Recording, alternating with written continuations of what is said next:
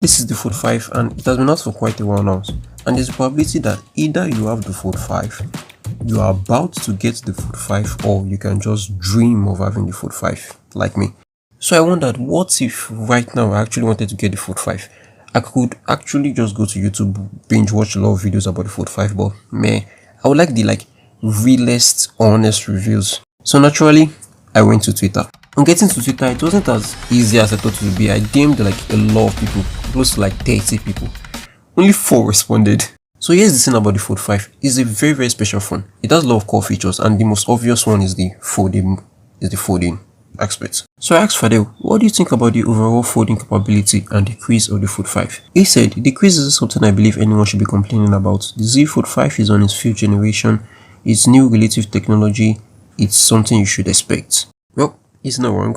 So I asked someone else, BalanceHero heading off to New York in September 9th. I would like to ask you, what do you think about the device so far? He said, it's good having a bigger screen, and the phone when folded being small which fits comfortably in pockets is a huge plus. Oh, that's great. I heard folks are still complaining about the folding line still visible when the phone is in use. Yeah, it does though. I personally, I don't think the crease should be much of an issue, because with time your brain gets used to it, you see it every time, it becomes normal, and you forget about it most of the time. And another brother called Barry concerning the crease said, I actually forgot about it, so will you barely see it or interact with it. I don't think that should be an issue, honestly. Though yeah. Now, another core feature of the Samsung Fold 5 is the outer screen, as expected. Barry said, the outer screen is something you need to get used to. It's nice for certain apps like Twitter, but annoying for WhatsApp. I got used to it. Fadel said, the outer screen is narrow, they need to make it like the S23 Ultra, then you can use it more. I would say it's not small, but for what it is meant to be, it is small. It is uncomfortable to use the narrow screen with one hand unless you have really small hands. The camera on the other hand seems to be a plus, because I asked Fadel, do you use the camera on the Fold 5 or it's not your thing? I did when I first got it. It gets the job done. Sometimes it's comparable to my 14 Pro Max. Whoa. So it would cover daily average user camera usage with splendid results. Yes. Also, Barry said, tripod mode is really handy. Selfies are probably the best amongst any phone because of the rear cameras. Personally, I think the camera design on the foldable device is actually spectacular, because no matter how you take a picture, either when folded or unfolded, the rear camera can always be used.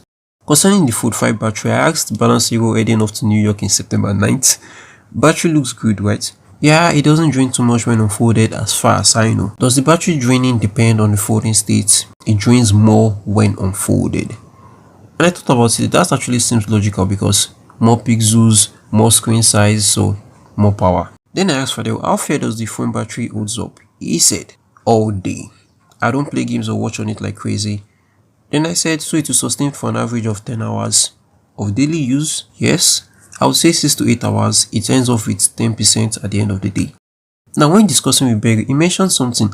I even took it to the beach 4 times. Lol. I wouldn't recommend it, but I took it anyway. So I asked him, since you went to the beach with it, did you try out the water resistance feature, or no way you're risking that? He said, I did. It was fine. It just didn't let me charge for 2 hours or so. I also put it under the shower to clean it. Before give the phone a bath. I had to try it. It's all fine and normal now. With the Fold 5 actually holding up quite well so far, I wondered, how about performance? How about optimization? How about multitasking? Because without all this, what's the point? So I asked Fadel, what do you think about the performance, multitasking and optimization? Oh, it's perfect. Gen 2 is a beast, plus the cooling system, no complaints. I tested Fortnite, runs it as good as it can. I tested it with YouTube and COD Mobile with split screen, no lag. Whoa, you really pushed it. No overheating issue, only doing Fortnite and Genshin. Even if you get one, cools down really quick. That's what I love. While Barry's opinion on the Fold 5 performance is that, for me, both battery and performance have been great. Snapdragon 8 Gen 2 is a great chip, never had any overheating issue, which both my 14 Pro and Pixel 7 Pro had. And I'm just getting out of winter here. So BalanceHero heading off to New York in September 9th said, overall, it's a good phone for those who want to play and watch on a bigger screen, and it fits nicely in the pocket. Though extra care has to be taken for it, as it is rather easy to crack it compared to non-foldable phones, even for those who are more cautious, and it doesn't eat up when being used for a long time. While Barry said, yes, it is heavy, you feel it can get occasionally annoying, but it's worth it for me. And he also said, it's amazing to take notes, read and reply to emails, interact with important content. It feels more serious, even Teams and Slack, feels better. And as for me, just get the phone if you want to. I'm sure it's going to be worth it. You will love it. And if you already have the phone, deep down, I'm sure you like it also. Wait. Subscribe.